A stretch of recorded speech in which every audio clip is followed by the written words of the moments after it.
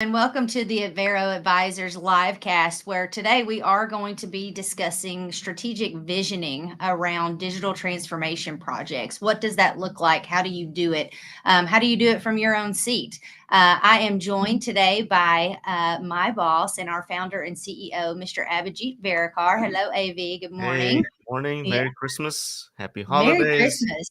Hope Yes, you like our AV's wearing a festive tie. background. Yeah, I'm feeling Yeah, and festive. I'm decked out in Christmas attire. So Santa's joining us today. But yes, Merry Christmas. And if you're joining us today, comment where you're joining from. Please ask questions and help us stay on track. And we love to hear your thoughts. Right. So let's kick off, AV. I want to know what this topic means to you. I know anytime that we're in a presentation or we're doing a live, we always go back to, if you're building a house, you don't just say, hey, go build me a house, right? You have to start with the blueprint and the vision Hmm. of the house and what land am I going to put this house on? How many windows? How many doors? How many bedrooms? Right. So, what does this topic mean to you? And why is it important to vision before we think about transforming digitally?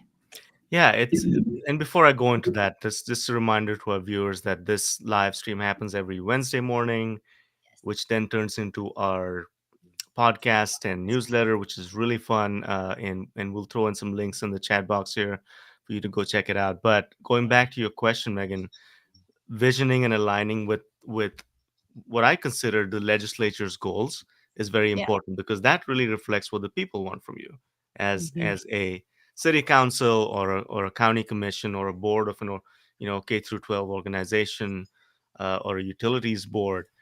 The board is the people's representative, the people that you serve.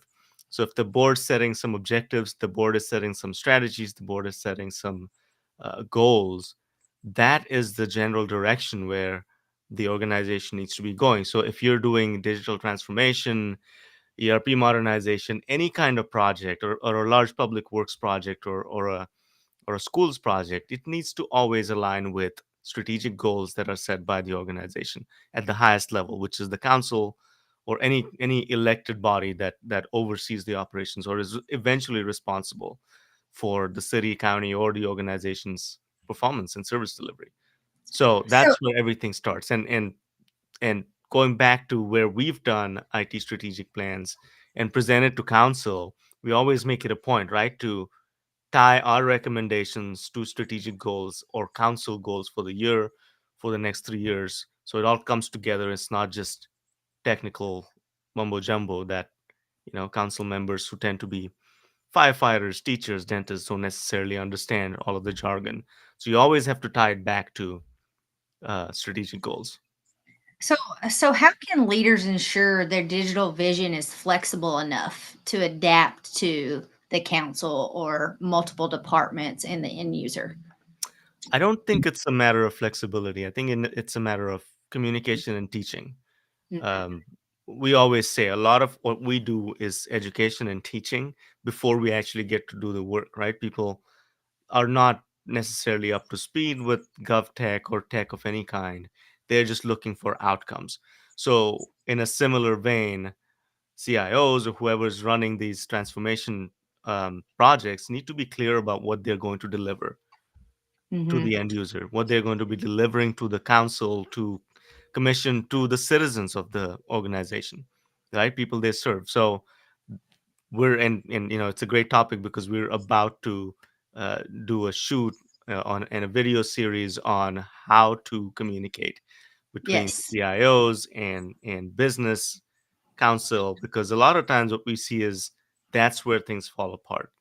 If the CIOs are extremely technical and they're good at what they do, but some of them are not very good at communicating with the business users. So we're doing a whole series on that. Tune in.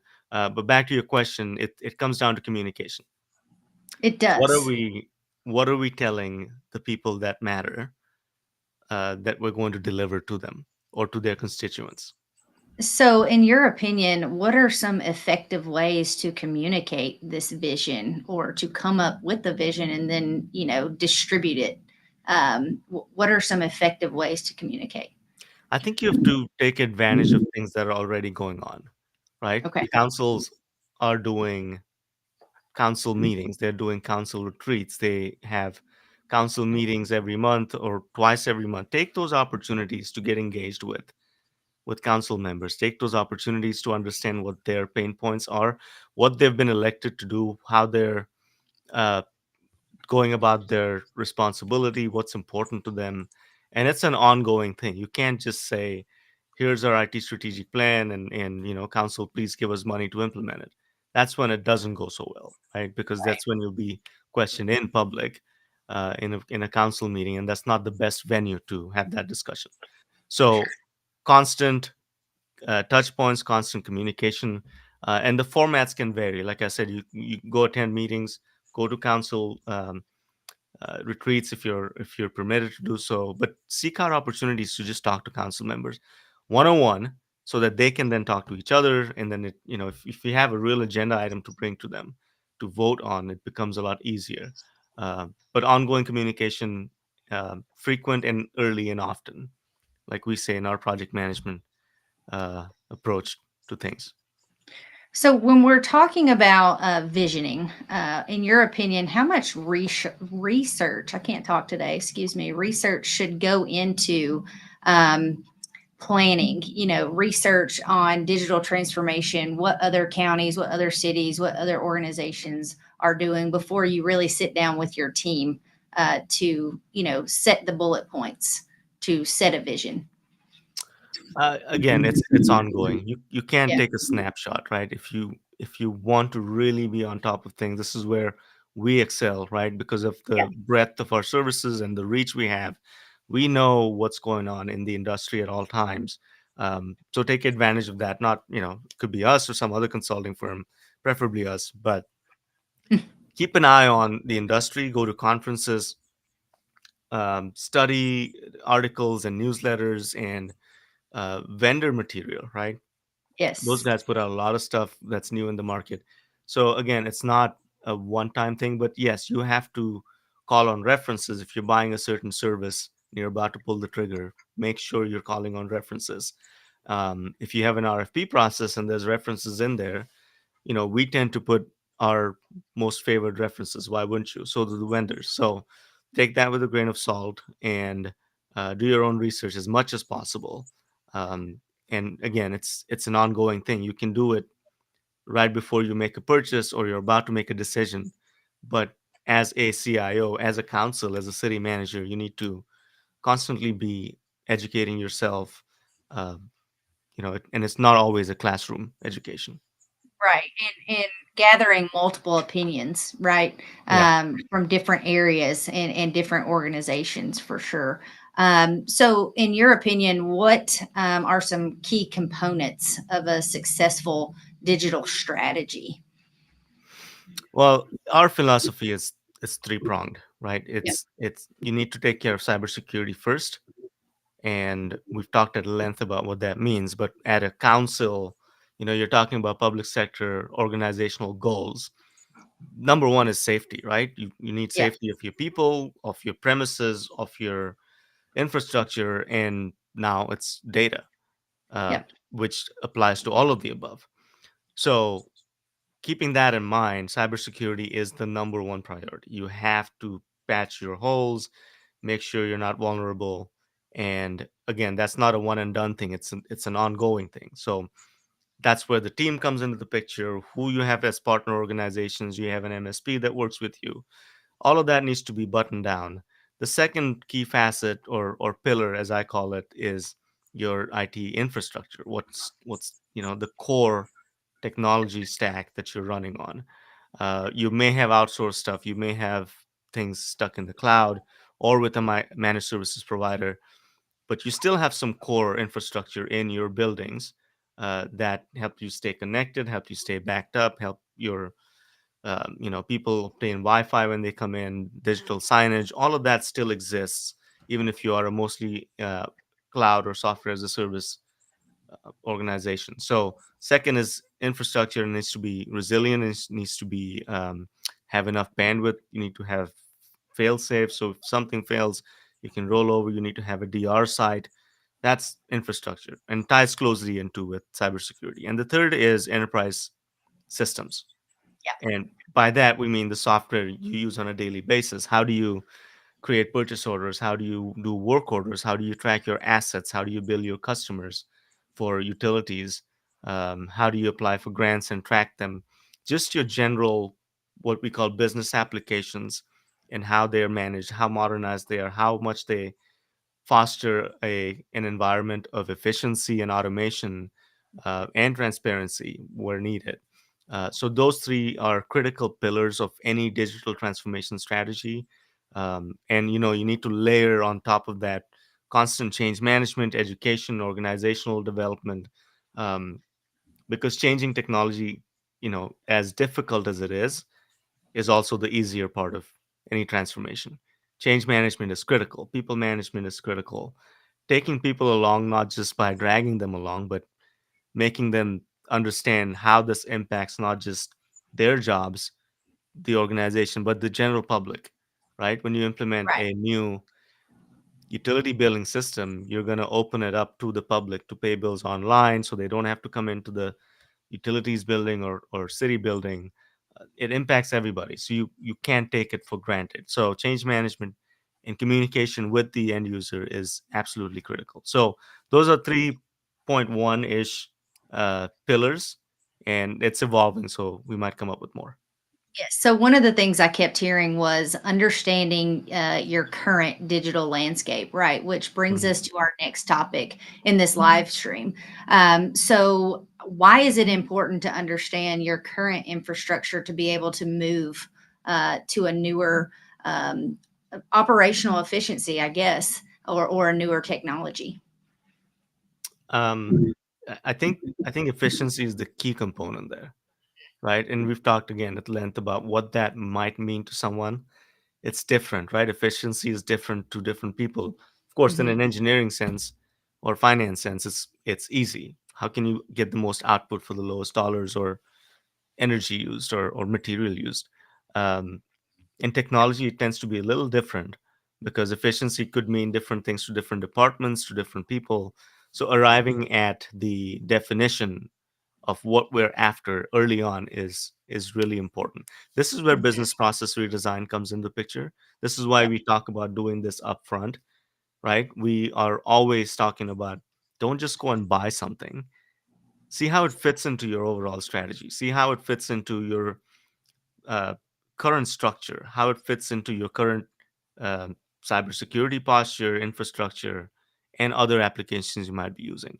We've seen so many RFPs that are looking for one brick instead of thinking about how this house is going to be built, right? They're looking for a brick. I need a brick to build a toilet, but without any attention to what this house looks like. What kind of infrastructure do you have? Does the brick fit? Is it the right color? So there's a lot of information you need to gather up front and think about things. To use an often used analogy, building a house. Architectural drawings come after you've thought about building a house. You've thought about conceptually what would like in this house, and then you fill in the details.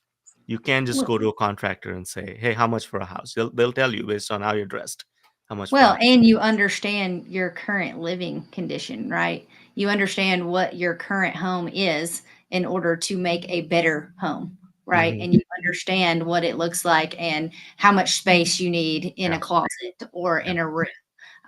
That's so important, so yeah. important when you're looking to take on a big project like this. So, how can departments share knowledge and share resources when they are planning or trying to understand their current situation? So it depends on who is running the show, and by that I mean, you might have, and we've seen this often, right? You have a strong-willed, loud-voiced department head that usually gets their way because they are the loudest. That doesn't mean that should be that way, right? It's it should be business needs based. What I mean is when you create an overall strategy for your organization that is technology based, you need to be clear about who needs what in what order, and how much is that going to cost you. That's going to avoid a lot of back and forth and pain in terms of interdepartmental fights for limited resources. So this is why it's critical. We've also seen places where you go in and finance and HR are at odds with each other because one thinks they're more important than the other, or one wants a specific system, the other one wants another system, and doesn't think that the two should interface. A whole host of combinations we see every day. And the best way to tackle that is from the top. The best way to do it is have a strategic planning project before you embark on any of this. And it could just be limited to an ERP strategy, right? It doesn't have to be a whole digital transformation, but Sure. it's recommended because then you can actually see the whole jigsaw puzzle and how this one piece is going to fit into the bigger picture. But by Right. all means, you can still do an ERP needs assessment and strategy and have everyone agree on what it's going to be before you set on this path. Of Well, course, with the it's yeah, time sorry. consuming. Sorry, Megan. It's time No, you consuming, but it's the right way of doing these things because you will end up having those discussions and fighting over those things and going back to the board, uh, if not during implementation, post implementation. I was just going to comment on the overall visioning of a digital strategy. With that vision, you can actually prioritize tasks of what needs to be done first, and sort of make a list, right? Because a lot Hmm. of times it's not, replacing an ERP, the whole system. Sometimes it's just, hey, let's redesign this one process over here that's, clogging things up. Hmm. Uh, so that was the comment I was going to make. ERP strategy versus IT strategic plan or Yeah. digital transformation plan, right? Hmm. We do have some questions in the comments. I apologize, guys. I have not seen this.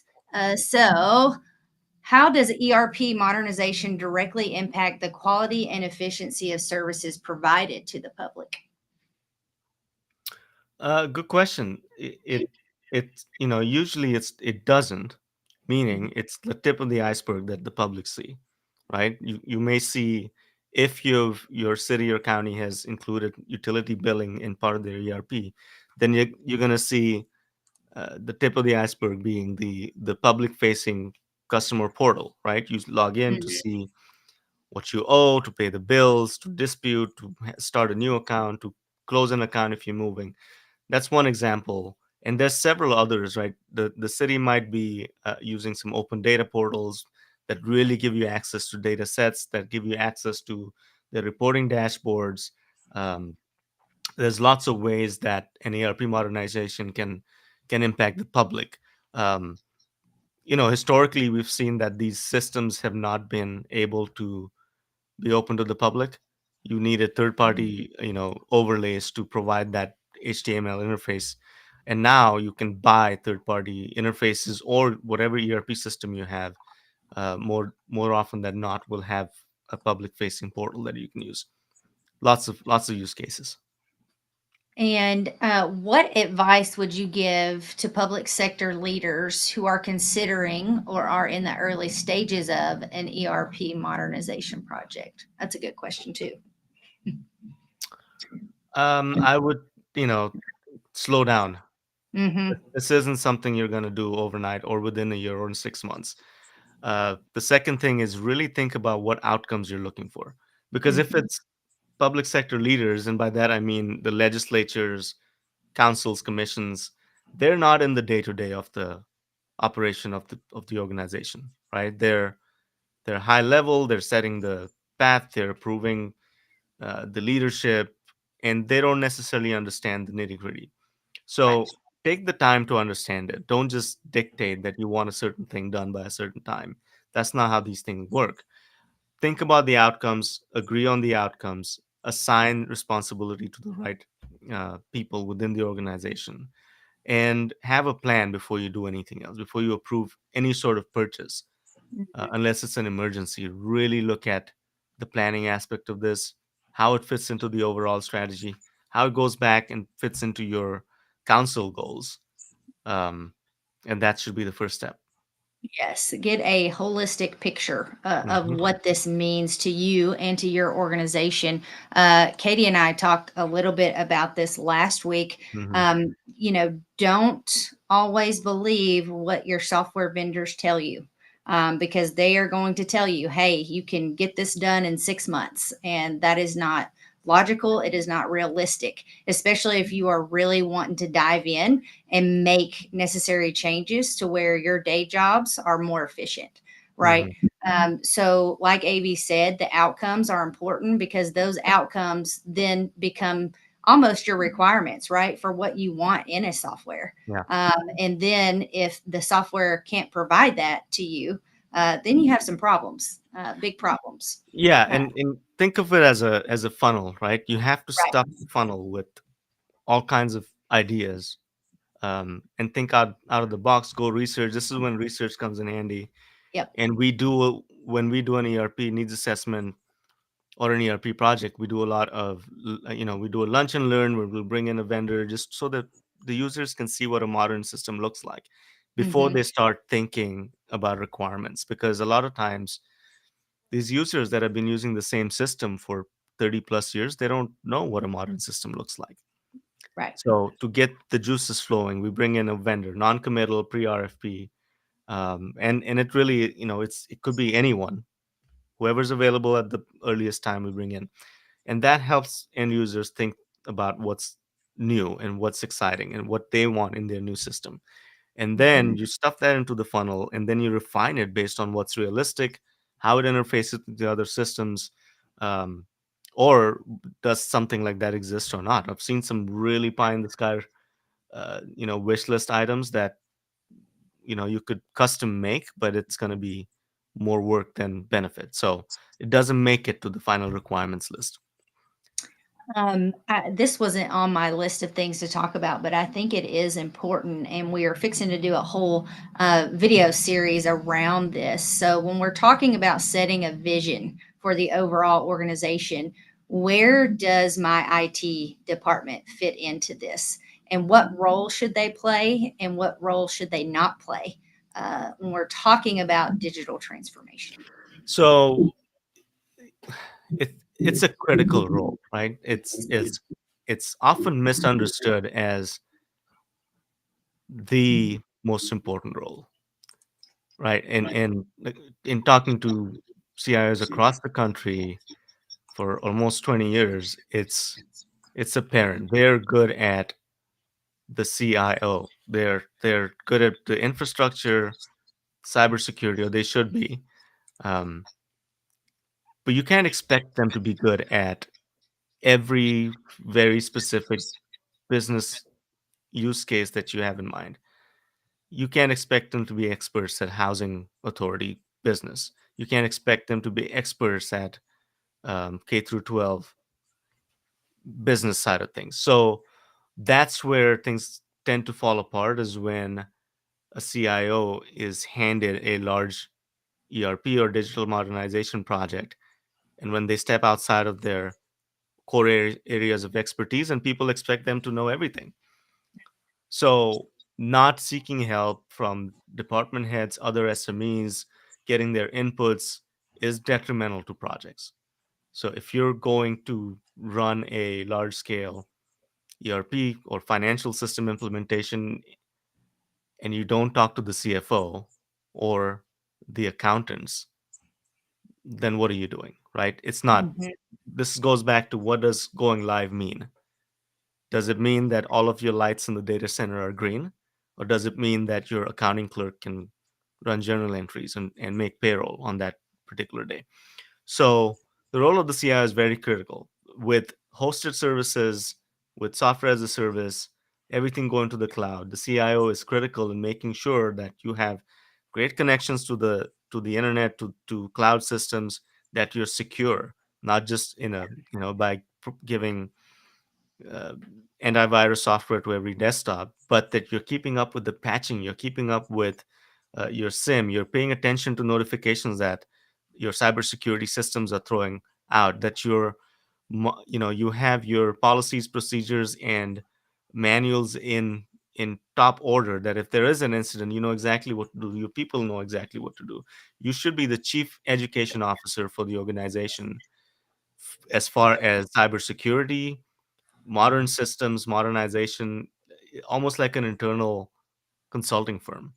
But what tends to happen is they get blamed for, they get given the projects for, they're expected to understand the nitty gritties of accounting, of HR, of finance, of housing authorities in pursuit of a modern ERP system. So that's where we come in, really. Like, we Mhm. become that um, arm for the CIO or for the CFO to help translate between the two. Well, yeah, we help bridge the gap, Mhm. right? Because a lot of times, the communication is lost. Like we said, one doesn't know how to communicate with the other, right? Or Yeah. what questions to ask because they live in two different worlds, right? IT is strictly like you said, data backups, the cloud, the blinky light things, and then your CFO or your head of HR. They're all in the day to day operations, and they know how the government side of things work, where Mhm. IT is not. So it's a touchy subject, right? But I think if we can bring both parties to the table and strategize together and clearly define what role you're going to play in this project and why, Mhm. I think that's crucial in Yeah. digital transformation. Oh, I really, absolutely. yeah, Absolutely. CIOs, IT managers, directors have a huge role to play. And no modernization. Come on, you're talking about technology. So they yeah, have to be at the table. You can't blindside them with uh, you know, buying systems around them just because it's SaaS. You right. don't need IT. Those are fallacies. You need them. And it's a That does very happen. critical role. Yeah, it Yeah. absolutely happens. Yeah. It happens all the time and vice versa, right? Hmm. So it's weird. That is very siloed. Yeah. And AV is exactly right. That's where we can come in and help bridge that gap and help with the communication piece. I think is Hmm. really what it all boils down to. Yeah. What does this party need? What does this party want? And vice versa. So, with that being said, I do want to go into our next topic, which is change management. And I think we could do a whole video series around change management. But Hmm. how do we, effectively communicate and engage with stakeholders from different departments? That's my first question when we're talking about change: is how can we effectively communicate what we So, want? um, my method has always been, again, early, often, and comprehensive. Meaning, Right. different methods, and nothing works better than one-on-one communication with stakeholders. Of course, you can't do that with the whole organization, but when you go into a client side that's asking you for an assessment of some sort, so needs assessment for ERP or an IT strategic plan, you have to go in and get a 360 view of the organization. And that can happen through several different paths, right? Hmm. You've got information that's written down in an RFP. You have anecdotal information that you can get from people that have been there for a long time. And this is where the importance of being present on site, cannot be overstated. You can Hmm. only do so much on Zoom. When you go on site and spend a couple of weeks with the client, living and breathing their environment, their processes, their systems, understanding what makes them tick, what doesn't. People's sense of humor is important. Again, it comes down to the people to people interactions, and in my experience, that's been the most fulfilling part of consulting to me, and it produces the most results because you can only do so much by looking at a screen. You need to go to where these people are working, get to understand what's what the roadblocks are in their pursuit of efficiency, and where does your service fit in, where does transformation fit in, where does a new ERP system fit in. And that also gives you a great chance to start the change management process, right? Because if you are going to recommend an ERP system, if they are going to do that in the next year while you're doing BPR and you're doing needs assessment, strategic alignment, what have you, it's a great chance for you to really dig in and make people understand what this is going to do for them, their careers, this organization, the citizens, in the long run, and also prepare them for a pretty bumpy. Most times it is bumpy. No matter how much you try to make it smooth, there are bumps, there are roadblocks. So change management starts from that standpoint, and then it continues because during implementation, you rely on the software vendor, to do the configurations, and you rely on them to do the management on their side. But as a third party independent consultant, it's your job to make sure that we're herding cats at the client side, that they can do their day jobs while doing this project, and just be there to support the client in any way that you can. So we've done everything from just you know bare bones project management to providing staffing resources as they go through implementation. So change management is a constant thing. It is. It is. And it's about us being that trusted advisor, right? I Hmm. mean, they don't want to go through this change. I don't want to go through change in my own job, right? But as long as I know that I have somebody I can lean on who is the Hmm. expert, right? And Yeah. who can see the bigger picture when I can't, I think that's the key, right? They need someone there to know that they have support in this change. But with all of that being said, what methods work best for addressing specific concerns between departments? HR has their own specific needs, finance has their own specific needs, but they talk to each other, right? Hmm. So, how do you go about addressing those specific needs and redesigning a process between the 2?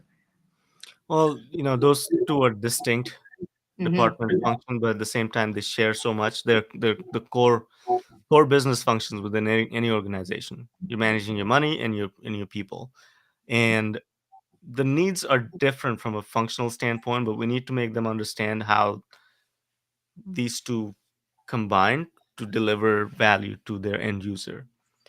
Uh, and this comes into play when you're replacing a system that both use, both are unhappy with, and now is the opportunity for them to go get one new system or best of breed solution. That's the rub. So having that debate upfront is not useful because you haven't gone through a process redesign. You don't know what your future processes should look like, because that then dictates the requirements, that dictates which software vendor you're going to pick. And then once you have a few choices, you can see if you know the one solution can do both things for you, or you'd really need to go best of breed. But having this debate early on is not useful in my experience. I mean, you can have it at a philosophical level. You can have it to get the juices flowing in terms of what the requirements should be, how we're different from you. But making decisions at an early stage on whether we should go with one system or best of breed is counterintuitive and not productive. We do have a question in the chat. What feedback mechanisms are important in change management during ERP implementation? Good question. I think being open to feedback is critical during any implementation. We've done surveys. We've had an open portal to get people's feedback anonymously or not, um, based on what phase you're in. At the end of the phase or milestone, we might do a milestone check-in with the end users and get feedback on that.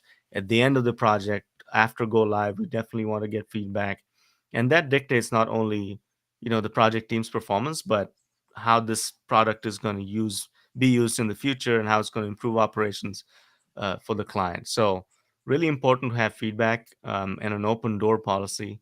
Like large scale ERP implementations usually require an on-site project management office that people can pop into, ask questions, raise concerns, in addition to everything else that all of the other tools that are available for the feedback loop to happen. Yes, and with that feedback, I mean, this any digital transformation project is a great time to change how you've always been doing said process, right? Hmm. So I think you can utilize the feedback, right, to hear what your end users have to say, and then make those changes while you're already changing systems, right? I think that's Yeah. important as well. Let's move on. I want to talk a little bit about data strategy and Mhm. cybersecurity. So, how can a unified data strategy be implemented or developed among departments and among organizations as a whole? Uh, it, it it depends. Sorry, I had to say it. A He's not a unified data consultant. strategy. I think starting with the outcome is important. Right. Starting with what that means to you, because it could mean so many things. Not every department produces the same kind of data, Right. but And there are different data needs, yes, right? So, but it, yeah. it bubbles up at the executive or management level to cross pollinate and make sense of what this means to your department or what it means to the entire organization, how these data elements rise up to tell you a story of where the business is headed. That's important. To have Hmm. that, you need to have data um, hygiene. You need to have cleaned up your data before you moved it. You need to decide on how much data you're going to move from an old system to a new system, and how are you going to use it going forward. Because if you're moving from a green screen AS400 system, um, you're used to having data in a certain format. You're used to having 30 years plus of transactional data. But what we're seeing or recommending these days is, don't bring that much data, because there's tons of archival mechanisms, right? You can just bring forward 3 years of balances, 1 year of transactional data, and then if you need to go back and look at something from 1981, there's an archival mechanism. So making those key decisions up front will help in creating a data strategy, because going from an older system to a newer system is the first step. Refining the Hmm. data to migrate is the first step. And then how you use that data is a whole other element of, management and data science, that needs its own uh, Yes. live. So you mentioned clean data. What does Mhm. that mean to have clean data? Um, Several examples, right? If you're moving from an older system to a newer system, the data might be in a different format, one, than what is accepted by the newer system. So you need to, one, change the format. Changing format might mean that the data gets corrupt or jumbled up. Hmm. Um, so you need to then make sure that when you import this data into the newer system, that the new system understand what each column means. And when you transfer data, it's done through an XML format or Excel, and it's like looking at a spreadsheet, right? What does this column mean? What does this column mean? So the new system needs to understand what each column means before it starts ingesting it. Otherwise, you're going to have data that's not useful. So cleaning data means making sure that the formats line up, that your data is accurate, right? You do some spot testing, historical reviews, and make sure that you're not feeding the new system bad data. Garbage in, garbage out, right? Right. So you have to make sure that your data is clean before you import it. And that's a whole other process. And this is why bringing over 30 years of data, transactional data, is not recommended, because that will eat up your budget just in cleanup, right? Right. And You this have is also Yeah. why you should have a good relationship with your IT department because Yes, this is where absolutely. they play. This is Right. what they play. This is yes. These are the things that they understand Hmm. that, our department heads may not. Right. Hmm. Yeah. This is where they live. And so I Yeah. think, as we mentioned earlier, it's so good to have a good relationship and knowing what roles each play. Hmm. So let's talk about data integrity. How can we ensure data integrity across all departments within an organization Yeah, data integrity. and security? Yeah, so integrity means, to me, it's like, are we putting in the right kind of data into the right Yes. spots, right? Hmm. And data security ties in with the overall cybersecurity posture. So Hmm. this can come from IT, right? This is a Hmm. role that CIOs can play, is making people understand that it's key to not just put garbage into your system, because then you will suffer with reporting, with other things that go wrong. And on security, yeah, two-factor authentication is very critical. Not opening your ERP system from a Wi-Fi at the Holiday Inn on the beach is important. Lots of key things that CIOs and IT departments can overlay on top of sound project management and making sure the product goes live efficiently. After that, all of these things that relate to data hygiene come into play. Got some audience questions here. Oh, okay. Go for it. Sam Miller, thanks Sam for joining. How do you work with municipalities who are still in the 90s technologically, where all their data is completely at risk and their leadership is against new technology? Sam, thank you for that's a very insightful question, Sam. It is. How do we work with them? I think it starts with the leadership. It The does. first thing is making them understand that it's not a want, it's a need. They need new technology. So you need to convince them. This is where it becomes an educational and a sales job after we've already sold the project. We now go into council chambers and commission boardrooms to teach them what is going on, what it means to them in lay terms, and why it's important to invest at this point. I'll give you an example. We were working with our home county, Great Blunt County, Tennessee, and the first task was to convince 21 county commissioners that they need to spend about three to $5 million on tech modernization when they hadn't spent that ever in a fiscal year. Like the budget was really small. So it came down to setting a strategy, like I talked earlier, meeting with council members, commission members on a almost daily basis to answer questions, build trust, to make sure that they understand that this isn't just buying new computers, which is what they were setting out to do. They had set out, I don't know, $150,000 or something, or maybe $1 million just to buy new computers and put up new cabling. But what they needed was much larger. They needed a 5-year IT modernization plan that cost 3 times as much to really take that county from the 1980s to the 2020s, to the point where they're a pretty well established IT organization now under Justin McClure.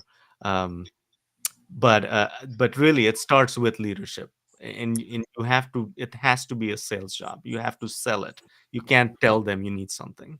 It has Right. to be their idea. So uh, Well, and yeah, go ahead, sorry, Megan. no, I think it's about showing the people, right? It's about painting that picture, as simple as that may sound. You Mm-hmm. know, here's where we are today. Here's where we could be Hmm. in the next year, right? And I think this is where, as a consulting firm, we bring our vendor friends in to do a clear demo.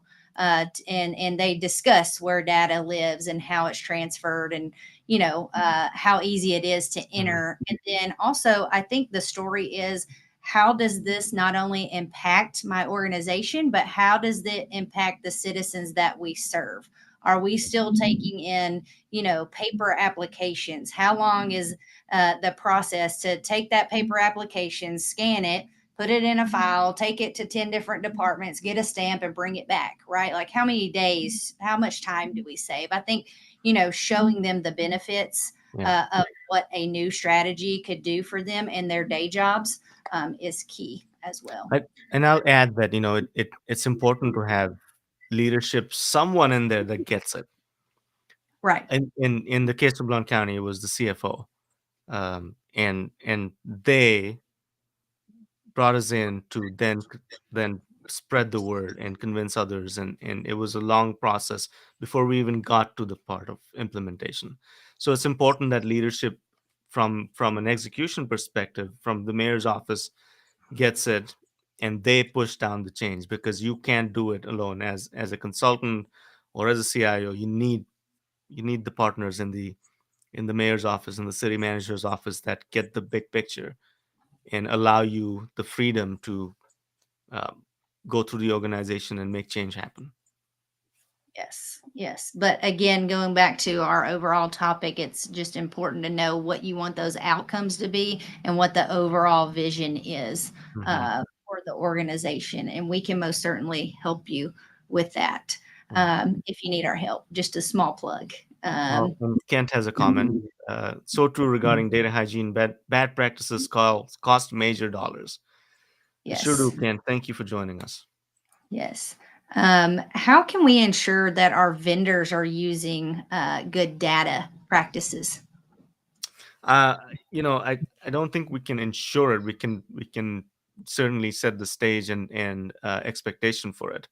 Mhm. Uh, and really, it comes down to your users in the end on data Yeah. practices, because once the system's live, the vendor's job is to make sure that it's available to you at all times.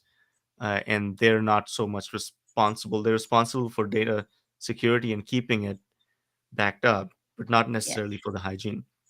Hmm. So, but they what they are responsible for is security, like I mentioned. So it's important to make sure that they are made to understand what cybersecurity posture and standards you have within the organization, and they better meet or beat it. There is no other option.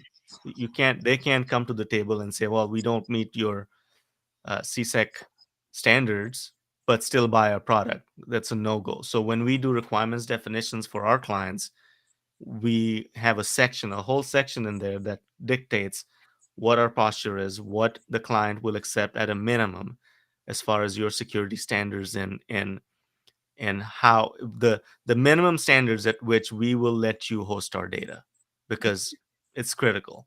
um, and it's not just ERP solution, it applies to everything you do. You have to make sure that you have high standards for cybersecurity and that your vendor community is following the same.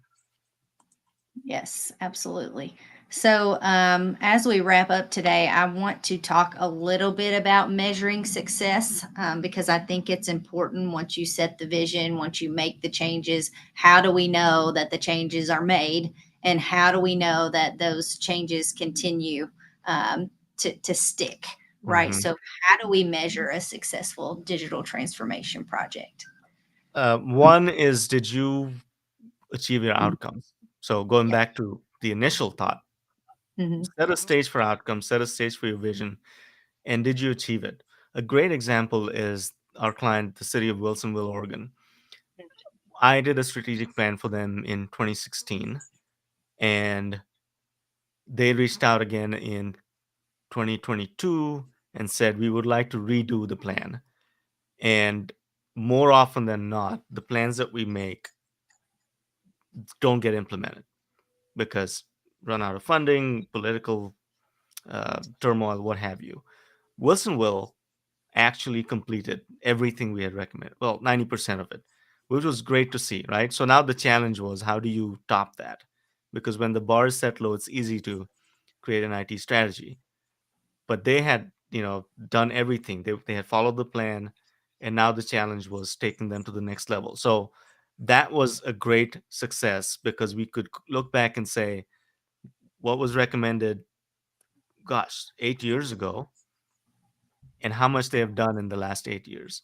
So, very successful project for us and them because they actually followed through, which means that our recommendations weren't pie in the sky. They were smart, measurable, attainable, and timely, right? So, that's important to setting the stage, and the vision is very important for measurement of any goal. Sure. How do you think, in regards to Wilsonville, how do you think their executive leadership held their organization accountable to the plan, or at least to making a change to the plan or revisiting the plan? I think the city manager at the outset was very clear that he wanted an actionable plan. So we had our task cut out, right? Most city managers say that. And then they had good leadership. Um, the new CIO, um, Andy Stone and Beth and everybody there were champions of change. They wanted it from the core of their being, right? It wasn't just something that the city manager was making them do. These guys were driving it, and Right. that was the difference. The IT organization at Wilsonville acts as their internal consultants and drives change internally without being told what to do. In fact, they were so harsh on themselves whenever we did the first project and the second one, and you could see that these people wanted change. They just needed guidance from from the outside on best practices and what's going on in other places, what are the trends, and they took it and ran with it, and it was beautiful to watch. Yes. Um, so, what ongoing processes can be established to ensure improvement and to ensure that we are staying with the changes that we made? I think taking another look at so let's just say it's an IT strategic plan or a digital transformation plan. You need to look at it annually because when we do a plan these days, it spans 3 years or 5 years, depending on where you are. But the rate of change in technology is so rapid that you can't look at it in 5 years and say, well, what did we do? You have to look at it every year, which is also what Wilsonville, going back to that project, City of Wilsonville did, is they actually went back and looked at the plan every year and changed some recommendations because they Mhm. weren't relevant in 2018, what we said they should do in 16, right? So Right. commendable how they handle that. So we recommend that to everybody. We'll give you a plan. If you want to have a stick around and help you implement it, we'll do that. But really take a look at it every year to make sure it's still relevant and attainable. So, what are your, we'll say, top two key takeaways from today's discussion? My takeaways. Hmm. One is that the CIOs are extremely important, They and are. they should not be expected to understand everything about everything. Just because a project says software in it doesn't mean that the CIO should know everything about everything. It's a Hmm. business software, and they need to lean on business to understand what needs to happen. Yeah. Um, and the second is, long-term thinking. Again, we're huge fans of Yes. long-term thinking, and talking to commissioners and council members is critical as a CIO, as a CFO, anybody, to Mhm. understand the top level strategic goals and visions and council metrics and how your part plays into achieving that for the entire organization. Yes, I think mine is it's one thing to have a vision and to have ideas and to think long term, but it's another thing to communicate that vision downwards, right? Yeah. And how to get everyone on board. How can I be a change champion, Hmm. right? I think that was a key takeaway from me. Thank you guys. If you want to hear from us again, we go live every week on a Wednesday. We're live on all platforms. If you have questions or you have topics you would like to hear about, please reach out to us. We're very easily accessible. And I hope everyone has a very, very Merry Christmas. Thanks, AB.